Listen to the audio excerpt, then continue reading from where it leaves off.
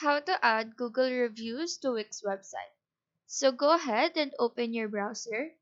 In order to add Google reviews button, we need to open Elf's site website.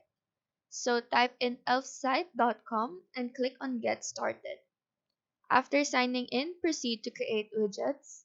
And here on the apps catalog, the Google review should be on the top since this is one of the best sellers from the site. Here on the left panel, you can choose what template you like to display on your Wix website. After choosing, click on Continue with this template on the bottom of the panel. Once you click this, you can customize the layout. Click on Publish here on the upper right corner. This link will then appear, so copy that. Now go to Wix website where you want to add the Google reviews. On the left panel, click on the plus icon, choose Embed Code, paste your code, and as you can see, the Google review is here.